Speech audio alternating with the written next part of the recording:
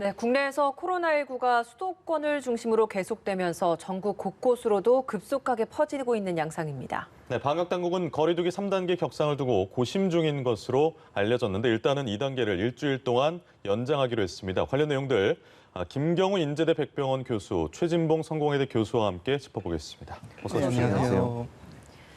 네, 오늘 코로나19 신규 확진자 수치가 9시 반에 발표됐습니다. 수치를 보면 어제 하루 동안 371명이 나왔습니다. 371명 중에서 국내 감염이 359명이고요. 지역별로 보면 여전히 서울과 경기, 인천, 수도권에서 많이 나온 양상이었습니다. 그리고 17개 시도 전역에서 발생했는데요. 그러니까 최근의 양상을 좀 보면 깜깜이 비율도 30% 가까이가 된다라고 하고요. 그리고 비수도권 비중도 기존 6%에서 거의 20% 중후반으로 좀 높아지고 있는 이런 양상이라고 하는데 현재 이 추세를 좀 어떻게 분석을 하고 계십니까? 일단 코로나부터 말씀을 드리면은 그래서 지금 앞으로 이 확산세가 계속 더 증가해서 정점이 어디까지 갈지 모르지만 우리가 우려하고 있던 500명, 1000명까지 계속 누적 확진자가 발생할 것인가, 그리고 정점을 찍은 다음에 감소세를 우리가 빨리 얼마나 잡을 수 있을 것인가, 이것이 가장 걱정이 되겠는데, 우리가 증가할 때는 급격하게 증가하지만 이게 내려갈 때는 굉장히 천천히 내려가거든요. 그래서 감염력도 일주일 이상 가지고 또 잠복기도 가지기 때문에 일단 너무 종점이 많이 찍게 되면은 그 이후에 감소세를 꺾는다고 해도 여파가 굉장히 많이 우리가 짊어져야 될 부담이 될 수 있겠다, 이렇게 말씀드릴 수 있겠습니다. 예, 때문에 3단계 사회적 거리두기를 격상해야 되는 게 아니냐, 전문가들 사이에선 이미 나왔던 얘기고 정부 차원에서도 검토가 많이 이뤄졌습니다. 근데 오늘 정세균 국무총리가 발표를 하기로 수도권 지역의 2단계 사회적 거리두기가 30일까지인데 이걸 일주일 더 연장하겠다라는 이야기를 했습니다. 아무래도 3단계로 가게 되면 미칠 수 있는 경제적인 그런 타격이 너무 크기 때문에 아직은 좀 더 지켜보겠다라는 취지인 것 같은데 예. 그럼에도 불구하고 일정 부분 또 제한되는 부분이 있죠. 그럼요. 그러니까 지금 말씀하신 것처럼 물론 경제적인 부분만 저는 보지 않는다고 봐요. 국민들의 생활에 엄청난 제약이 따릅니다. 만약 3단계로 가게 되면요, 9시 이후에는 모든 가게가 다 문을 닫아야 돼요. 그러니까 일반 위험 요소라고 우리가 12개 업종뿐만 아니라 모든 가게는 9시에 문 닫아야 되고요. 그다음에 기본적으로 우리가 활동하고 생활하는 모든 부분에 규약이 많이 따르기 때문에 국민들도 상당히 힘들어 하실 겁니다. 물론 필요하면 3단계로 가야 된다고 보는데 지금 단계에서 전국적으로 3단계를 시행했을 때 국민들의 피로감이 클 수 있다는 점을 고려한 것 같고요. 다만 그럼에도 불구하고 일부 제가 볼 때는 강화된 2단계가 이미 시행이 되고 있습니다. 서울이나 수도권 같은 경우에 10명 이상 모이지 못하게 돼 있어요. 그렇죠. 지금 현재 2단계는 50명이거든요. 실내는. 실외가 100명이고. 그런데 10명이 됐다는 말은 강화된 2단계가 이미 시행이 됐다고 저는 봐요. 그러니까 일부 필요한 부분에 대해서는 강화된 2단계로 가고, 그리고 지역 같은 경우도 어제 아시겠지만 광주 같은 경우는 3단계로 이미 승격을 시켰습니다. 그래서 3단계 조치가 이미 광주 지역은 조치가 취해졌어요. 이런 방식으로 예컨대 필요한 지역에 확산세가 늘어날 경우에 그 지역에 대해서는 자체적으로 3단계로 격상을 하거나 아니면 강화된 2단계로 가거나, 또 필요한 어떤 부분들 3단계는 모두 다가 같은 방향으로 가야 되지만 필요에 의해서 강화할 부분들을 강화시키면서 어느 정도의 추세를 보고, 그리고 국민들의 피로감이나 아니면 생활에 미치는 어떤 부작용 이런 부분 좀 줄여가면서 하겠다는 의도라고 보여지기 때문에 네. 저는 지금 상황에서는 3단계보다는 좀 강화된 2단계 조치로 필요한 부분을 좀 강화하는 방안으로 가면 어떨까, 이런 생각이 듭니다. 예. 예. 사랑제일교회 신도 중에서 광화문 집회에 간 사람들 중에 확진된 비율이 33%라고 합니다. 굉장히 많은 건데 하지만 아직까지도 검사를 받지 않은 비율이 3분의 2가량 된다고 하니까 만약에 검사량이 더 늘어나게 되고 한다면 자연히 확진자 비율도 또 높아질 것 같단 말이죠. 근데 지금 검사를 받지 않는 분들이 굉장히 많기 때문에 지금 현 시점에서 할 수 있는 방역 당국의 최선의 방역 대책이라고 할까요? 어떤 게 있겠습니까? 네, 우선 지금 확진되신 분들 중에는 그 집회를 준비하면서 숙식을 같이 하시고 좀 밀접한 접촉을 하신 분들 위주로 좀 우선 발견이 된 것 같고, 하지만 그렇지 않더라도 다른 교인이라고 해도 교인의 교인을 또 접촉해서 충분히 감염됐을 가능성이 있기 때문에 일단은 본인이 조금 자발적으로 적극적으로 검사에 응해 주셔야 될 것 같고요. 네. 어떤 정치적인 걸 떠나서 적극 참여해 주셔도 주변의 가족이라든지 지인께서도 검사를 좀 권유하고 좀 설득해 주셔야 될 텐데 문제는 이제 어느 정도 시점이 좀 많이 지났기 때문에 네. 지금 그분들로 인한 2차, 3차, N차 감염이 이미 시작될 가능성이 많이 있거든요. 그래서 지금 좀 우려되는 상황인데 특히 그중에서 고령자가 있으시다면은 지금쯤 됐으면 이제 폐렴이 점점 진행됐을 가능성도 있기 때문에 하루라도 빨리 검사를 받으셔서 병이 중증으로 진행되는 것을 좀 막는 것이 좀 필요하시겠습니다. 알겠습니다. 광화문 집회하고 관련해서요. 뭐 참여했거나 인근에 있었거나 이런 것들을 기지국 정보 분석하고 또 버스 탑승자 명단 확보에서 출연한 인원이 5만 명이 넘습니다. 이 중에서 아직 검사 인원이 20%가 채 안 됩니다. 10몇 % 정도 되는데 연락이 안 되는 사람들도 있고 이게 또 문제는 전국으로 이렇게 퍼져 있다는 겁니다. 그렇죠. 이분들에 대한 조치는 어떻게 이루어지고 있습니까? 그러니까 지금 현재로서는 지금 말씀한 연락이 안 되는 분들도 있고 자발적으로 참여를 안 하시는 분들도 있고 이러다 보니까 검사가 지금 좀 늦어지는 것 같아요. 그리고 예. 이제 선별진료소 너무 많은 사람들이 몰려서 순차적으로 하다 보니까 그런 부분이 있는 것 같은데 문제는 지금 말씀하신 것처럼 뭐 지하철 사용 내역이나 버스 사용 내역 또는 뭐 휴대전화 사용 내역을 가지고 다 찾고 있지만 이것도 한계가 있을 수 있거든요. 그래서 저는 정부가 계속 강조하는 게 뭡니까? 광화문 집회에 가셨다면 스스로 진단을 받도록 계속 안내를 하고 있습니다. 지금 혹시나 숨어들까 봐 이제는 이름이나 주소 안 적고 전화번호 하나만 적어도 검사 받게 해주고 있어요. 그래서 저는 이게 낙인이 찍혀서 혹시나 다른 사람의 어떤 거기 집회 갔다 오는 것 때문에 비난받고 비판을까 걱정하시지 마시고 이제는 빨리 선별진료가 진료를 받아주셔야 된다. 그래야만 더 이상의 확산을 막을 수 있습니다. 아시는 것처럼 이제 코로나19 같은 경우에 무증상 상태나 경증 상태로 감염된 사람들이 많이 있는 것으로 알려지고 예. 있잖아요. 이런 분들이 지금 광화문 집회 같은 경우에 전국에서 버스를 대절해서 오신 분도 많잖아요. 이런 분들이 자기 집으로 돌아가서 일상생활을 하고 계시는데 이렇게 검진 안 받고 또 진단 안 받고서 무증상 상태에서 감염된 상황으로 계속 생활을 하시다 보면 다른 사람에게 확산시킬 위험성이 너무너무 커집니다. 가족이나. 이게 제일 중요한 거는 지금 상황에서는 정부가 나서서 물론 다 찾아내야 되겠지만 그것도 한계가 있으니 스스로 갔다 오셨으면 바로 가까운 병원이나 선별진료소 찾아가셔서 진단을 받는 게 좋다. 선제적으로 진단받고 본인도 보호하고 본인의 소중한 가족들이나 주위에 있는 사람들도 보호할 수 있는 그런 어떤 자세가 필요하지 않겠나 이런 생각이 듭니다. 예. 이번에는 앞서 저희가 현장 연결해서 들어봤었던 의사단체 집단 휴진과 관련된 이야기를 해보겠습니다. 오늘 이 정부의 대응책 발표에서의 주된 내용은 10시부터 전공의 전임의 업무 개시 명령을 기존에는 수도권에 국한해서 내렸다면 이걸 이젠 전국으로 확대하겠다라는 내용이었고요. 최근에 있었던 그 수도권의 명령 불이행했던 전공의 전임의 10명에 대해서 고발 조치에 들어갔다라는 이야기도 있었습니다.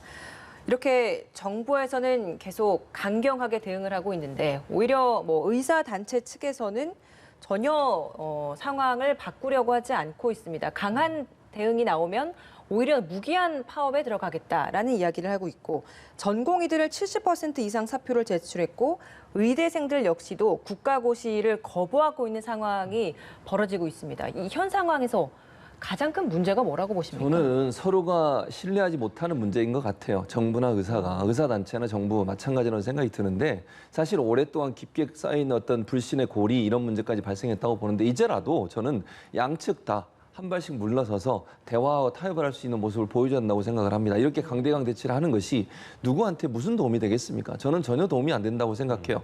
의사협회도 이렇게 강대강 대치하는 게 무슨 도움이 되고 예. 정부 입장에서도 물론 불가피하게 이런 행동을 할 수밖에 없지만 이 부담이 안 되겠습니까? 저는 부담이 될 수밖에 없는 상황이에요. 코로나19 사태 이렇게 확산되고 있고 국민들이 불안에 떨고 있고 병원에서 치료받는 분들도 지금 수술도 미뤄지고 있고 이런 상황에서 이런 일이 계속 반복된다고 하면 국민들이 얼마나 불안해 하시겠습니까? 그래서 전체적으로 보면 휴진 참여 비율도 지금 보면 보세요. 68.8%가 참여하고 있고 전공의 같은 전임의는 28.1% 참여하고 있습니다. 예.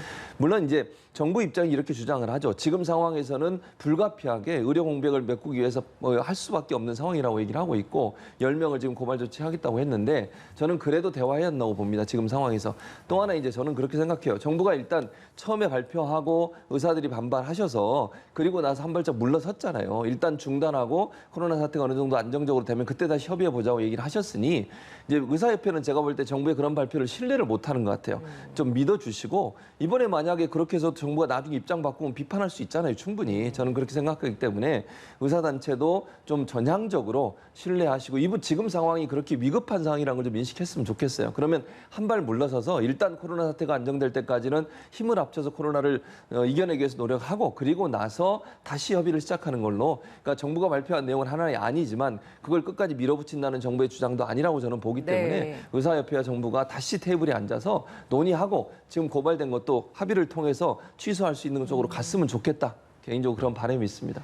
오늘 저희가 현장 연결해서 범정부 차원의 브리핑 내용 같이 보셨지만 그동안에는 보건복지부 차원에서만 브리핑이 있었단 말이죠. 근데 이번에는 검찰과 경찰이 함께 참여해서 브리핑을 했다는 것 자체도 어떤 의미가 있을지 좀 짚어주시죠. 그럼 법 집행을 강하게 하겠다는 의지를 보여주는 거예요. 그러니까 의사협회나 지금 이제 파업에 참여하고 계시는 전공이나 전임의 같은 분들한테도 경고 메시지를 던지는 거죠. 그냥 보건복지부 차원의 문제가 아니라 이건 정말 법 집행을 엄격하게 하겠다는 의지를 보여주는 거기 때문에 뭐 제가 볼 때는 정부의 의지가 강하다는 것을 강하게 표현하기 위한 방법이라는 생각이 듭니다. 왜냐하면 예. 법을 집행하는 것은 법무부와 경찰이지 않습니까? 그런 차원에서 본다면 그러니까 보건복지부에서 명단을 넘기면 경찰이 그걸 이제 수사를 하고 법무부에 처리를 하게 돼 있는데 사법당국에서 그런 차원에서 아마 함께 합동으로 기자회견을 한 것으로 보이지고요. 그만큼 이제 정부가 강하게 이 부분은 물러서지 않고 하겠다는 의지인 것 같은데 저는 그래도 대화해야 된다고 봅니다. 예. 양측이 대화를 통해서 풀 수 있는 모습을 좀 보여줬으면 좋겠다 이런 생각이 듭니다. 이 정부의 이런 강경 입장에 대한 여론조사 결과가 하나가 있어서 질문을 드려볼게요. 국민의 절반가량이 정부의 이 업무 개시 명령 발동이 적절하다라고 생각한다는 여론조사 결과가 나왔습니다. 의료진의 입장에서 저런 결과를 보셨을 때도 좀 많은 생각이 좀 드실 것 같아서요. 어떻습니까? 예, 그렇습니다. 절반밖에 동의를 안 해주시고 42% 일방적 결정이라고 하신 것은 조금 의미가 있다고 봅니다. 네. 그래서 지금 이렇게 국민의 건강을 안전을 위해하는 즉 급하지 않은 그 정책을 계속 밀고 나가는 것은 좀 바르지 않고요. 대화에 임하실 때도 우리 정책은 안 바꾸겠지만 대화를 하자 이런 것보다는 철회를 하고 원점에서 다시 재논의하겠다. 이렇게 대화의 진정성을 좀 보여주셔야 될 것 같고요. 예. 특히 이제 한약 처방에 대해서 급여를 하기 위해서 1,500억을 쓸 거고 내년에 건강보험료를 3% 올린다는 것에 대해서 국민들이 얼만큼 동의하실지 그것도 좀 살펴보셔야 될 것 같습니다. 그래서 그리고 지금 공공의대 선발 기준도 모호한 상태에서 공공의대를 만들겠다. 뭐 공공간호대나 다른 이야기는 없는데 공공의대를 어떻게 선발할지 좀 공정성에 대해서 좀 문제가 있는 부분이 있기 때문에 지금 한약급여나 공공의대는 좀 나중에 논의를 해도 되고 지금 코로나19를 위해서 전면 철회하시고 원점에서 재논의해서 다시 더 좋은 정책을 만드시면 좋을 것 같습니다. 김경우 교수님 말씀해 주신 대로 지금 대화 현안이 굉장히 산적해 있고 또 필요해 보입니다. 그래서 이 부분은 저희가 계속해서 다뤄야 될 주제인 것 같고요. 저희가 코로나19 대담을 하고 있었으니까요. 관련해서 짚어볼 내용이 몇 군데 더 있습니다. 어떤 내용이냐면요. 그 환기구 전염이 의심됐던 구로구의 아파트 있지 않습니까? 전 국민의 50%가 아파트에 거주합니다. 그래서 이 부분 굉장히 중요하게 좀 다뤄야 될 부분인 것 같은데 방역 당국이 검체 검사를 했던데 그 결과를 봤더니 환기구에서는 바이러스가 검출이 되지 않았습니다. 그러면 지목되는 곳이 이제 엘리베이터지 않습니까? 이 내용 좀 볼까요, 교수님? 네, 그래서 그 다른 아파트에서도 그런 집단 감염 사례가 있었고 이제 엘리베이터를 가장 이제 의심이 많이 됐는데요. 이제 엘리베이터는 이제 대표적으로 밀폐되고 밀접한 접촉이 일어날 수 있는 밀폐된 공간이 되겠습니다. 네. 그래서 특히 같은 주민들끼리 좀 마스크를 안 쓰시고 같이 탑승하신다던가 아니면 한 주민 탑승하신 다음에 바로 직후에 이렇게 타시게 되면 우리 노래방 효과처럼 감염자가 노래방을 이용하시고 환기가 안 된 노래방을 그 다음 사람이 이용하게 되면 바로 감염된 사례가 있었기 때문에 예. 감염자가 타신 엘리베이터에 내렸다고 해도 내가 타게 되면은 마스크를 안 쓰시게 되면 네. 혼자 탔다고 해도 감염될 수가 있거든요. 그렇기 때문에 항상 가까운 데 잠깐 나가신다고 하더라도 혼자 엘리베이터를 타신다고 하더라도 또 혼자서 화장실을 이용하신다고 하더라도 마스크를 항상 착용하시고 또 이렇게 손이 많이 또 닿았을 테니까 이용하신다면 항상 전후로 손위생을 계속 잘 해주시는 것이 좀 필요하겠습니다. 엘리베이터 버튼 같은 경우는 사실 뭐 1층 버튼이나 닫힌 버튼, 열린 버튼 이런 것들은 전 세대원이 공유를 하고 있지 않습니까? 네, 네. 거기 요즘 구리필름이 붙어져 있는데 구리필름에 있는 바이러스도 상당 시간 생존할 수 있는 건가요, 교수님? 그렇습니다. 예, 뭐 구리 실험한 것이 구리 자체로 4시간 정도 생존한다는 연구가 있고 구리 필름에 얼마나 생존하는지는 아직은 연구는 없는데요. 그래도 이제 몇 시간 동안은 생존을 할 수가 있을 것이고 문제는 이제 만지신 다음에 괜찮겠지, 구리필름이 있으니까 괜찮겠지 하고 손위생을 안 하실 가능성이 있거든요. 그렇기 때문에 구리필름이 있다고 해도 안심하지 마시고 네. 사용하시고 반드시 손위생을 같이 해주시는 것이 네. 필요하겠습니다. 이 아파트 내에서의 감염 사례 이외에도 체육시설 내에서의 감염 사례가 꾸준히 나오고 있습니다. 특히 순천에서 최근에 집단 감염이 계속 나오고 있는데 일반 헬스장 같은 경우에는 이렇게 제재 대상, 이용 제한 대상이 아니었단 말이죠. 그렇죠. 마스크 착용을 철저하게 하라. 그러니까 방역 수칙은 지침을 내렸습니다만 이게 잘 지켜지지 않은 사례가 지금 이 순천 헬스장 사례에서 확인이 된 겁니다. 추가적인 뭔가의 제재가 필요하다고 보십니까? 저는 가능하다고 봐요. 그러니까 업종별로 사실은 이제 뭐 음주를 하거나 아니면 노래를 부르거나 이런 장소들이 사실은 고위험시설로 다 들어가 있는데 이제 실내 체육시설 같은 경우 잘 아시겠지만 이렇게 더운 날 아무리 에어컨을 틀어도 격렬한 운동을 하다 보면 땀이 많이 나게 되잖아요. 예. 그러면 결국 이제 마스크를 잠깐 벗게 됩니다. 계속 마스크를 끼고 있을 수 없는 상황이 되다 보니까 마스크를 벗게 되고 순간적으로 벗는 순간 다른 사람에게 전파될 수 있거나 다른 사람으로부터 전파를 받을 수 있는 상황이 노출될 수밖에 없는 거거든요. 뭐 탁구장 같은 경우 순천의 헬스장이나 광주 탁구클럽이나 원주의 실내체육관 같은 경우도 이제 또 그다음에 여러 가지 물건들을 같이 쓰는 경우들이 많잖아요. 네. 운동기구 같은 경우 한 사람이 쓰고 물론 뭐 소독을 열심히 하시겠지만 잠깐의 어떤 그 틈이 생기면 그 틈을 통해서 감염될 수 있는 위험성은 충분히 있습니다. 그래서 물론 뭐 저 운영하신 분들 입장에서는 문을 닫게 하는 것에 상당히 어려움이 있을 수 있지만 이렇게 자꾸 실내 시설이나 체육 시설에서 문제가 발생하게 되면 정부가 이제 위험 시설이나 아니면 분리해서 고위험 시설로 분리하는 부분들을 좀 다시 점검할 필요가 있다. 단순히 그냥 술 먹고 이렇게 같이 춤추고 아니면 격렬한 운동을 하는 것도 함께 고려 대상에 놓고서 함께 고민을 해봐야 됩니다. 왜냐하면 현실적으로 방역 수칙을 잘 지킬 수 있는 상황이 되느냐 안 되느냐는 오랫동안 관찰하면서 그 안에서 있는 분들이 그걸 실행할 수 있느냐 없느냐를 관찰해서 봐야 되는데 그런 부분들이 그냥 단순히 이것은 체육시설이니까 괜찮아 이렇게 넘어갈 수 있는 부분은 아니라고 생각이 들어요. 또 아무리 강조해도 너무 격렬한 운동을 하다 보면 그냥 순간 방심하고 벗는 경우가 있을 수 있거든요. 예. 땀 닦는다고 벗을 수도 있고요. 이런 여러 가지 상황들을 고려한다고 하면 다시 한번 모든 시설별로 이 마스크나 아니면 방역수칙을 잘 지킬 수 있는 것인지 하는 부분을 점검할 필요가 있다는 생각이 듭니다. 예, 사랑제일교회 광화문 집회 이외에도 산발적으로 일어나고 있는 집단 감염 사례 특징별로 좀 짚어봤고요. 어제 문재인 대통령이 개신교계 지도자들과 오찬 간담회를 함께 했습니다. 문재인 대통령이 교회에서도 방역에 협조했을 것을 당부하는 말도 있었고 교회 측에서도 교회 입장을 밝히는 말들이 있었습니다. 먼저 교회 측의 발언 좀 듣고 대담 이어가도록 하겠습니다.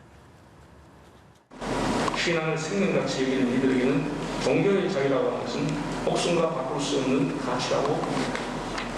교회 본질인 예배를 지키는 일도 결코 포기할 수가 없습니다. 네, 교회의 본질인 예배를 지키는 것 포기할 수가 없다라는 한교총 공동대표 김태영 회장의 언급이 있었습니다. 교회의 본질이 예배이다. 지금 사실 금지하고 있는 것이 대면 예배이고 온라인 예배를 좀 허용하고 있는데 물론 그 지역이나 이런 온라인 시설이 닿지 않는 곳에서는 이게 어렵다라는 부분, 그 부분도 가장 문제일 것 같은데 어제 이 발언 좀 어떻게 들으셨습니까? 저는 이렇게 말씀을 하시는 거는 저도 크리스찬이고 저도 교회를 예. 다니고 저도 온라인 예배를 드립니다만 예배를 취소 못한다는 것은 그럼 대면 예배를 취소 못하면 예배가 없어지는 겁니까? 저는 그렇게는 생각하지 않습니다. 온라인 예배도 충분히 예배의 한 형태라고 저는 보고요. 이렇게 위급한 상황 또 감염의 위험성이 높은 상황에서 온라인 예배를 예배로 취급하지 않는 것 자체가 저는 잘못된 판단이라고 봐요. 그래서 저도 신앙인이고 크리스찬의 한 사람으로서 온라인 예배도 예배의 한 종류이기 때문에 예배가 취소됐다고 보지 않습니다. 내가 어떤 마음으로 어디서 예배를 드리냐가 중요한 거지 꼭 한 군데 모여서 함께 찬송하고 함께 기도하고 이래야만 예배라고 보지 않습니다. 저는 기본적으로. 그래서 김 회장님의 말씀은 저는 조금 동의가 어렵고요. 다만 중요한 건 이제 이런 의미인 것 같아요. 저는 이렇게 한교총의 주장을 이렇게 해석을 합니다. 지금까지 뭐 일반 단체와 동일하게 취급된 것에 대한 불만이라는 생각이 들어요. 그러니까 예배를 못 드리게 한 게 아니라 대면 예배도 사실은 방역수칙 잘 지키면 잘 진행돼 왔었어요. 그리고 대부분의 교회들은 그걸 잘 지켰고요.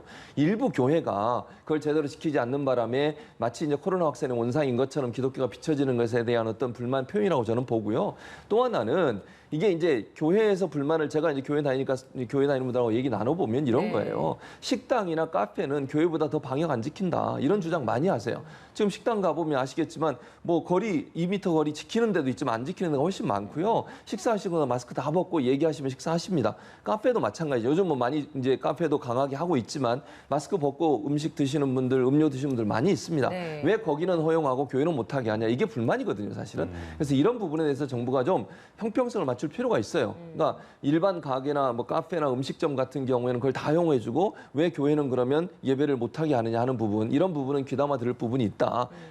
예를 들면 공평하게 조치가 취해지면 사실은 불만이 저는 없을 거라고 봐요. 그런데 교회 입장에 있는 분들 중에는 일부가 그런 생각을 갖고 있다는 걸 좀 정부가 좀 듣고, 이번에 이제 어제 만나셔가지고 그런 얘기 했어요. 협의체 만들자, 같이 종교계와 예. 그럼 정부가. 그래서 거기서 이런 불만에서 논의를 했으면 좋겠고요.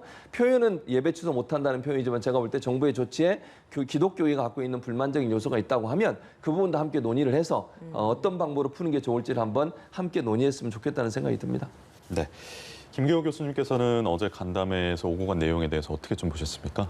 네, 다 충분히 일리가 있는 말씀이시고요. 하지만 지금 교회발 집단 감염들이 많이 생겼기 때문에 어느 정도 책임은 있지만, 하지만 그 발생한 교회들이 조금 뭐라 그럴까요? 방역 수칙을 잘 지키지 않는 일부 교회에서 나타난 사례고, 또 대부분 대형 교회에서는 그동안 방역 수칙을 잘 지키시면서 잘 협조하시고 확진자가 예배를 보셨음에도 불구하고 추가적인 전파가 일어나지 않은 사례들이 많이 있었기 때문에 일단은 종교계 전체가 이제 책임을 물을 필요는 없을 것 같고, 일부 교회에 대해서는 좀 아쉬운 점이 있는 건 사실이 되겠고요. 예. 이제 말씀하신 것처럼 종교의 자유도 굉장히 중요할 수가 있기 때문에, 하지만 어떤 그 예배를 보지 말라는 건 아니고 계속 어떤 종교를 지키시면서 다만 방역 수칙을 같이 잘 지키시면서 하실 수 있는 노력들은 모든 분들이 다 사실 뭐 국민이지만 다 종교들 다 가지고 계시기 때문에 다 국민과 종교를 떠나서 모두 다 같이 참여해 주신 노력들이 필요할 것 같습니다.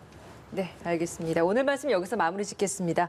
김경우 인제대 백병원 교수, 최진봉 성공회대 교수 두 분과 함께했습니다. 고맙습니다. 네, 감사합니다.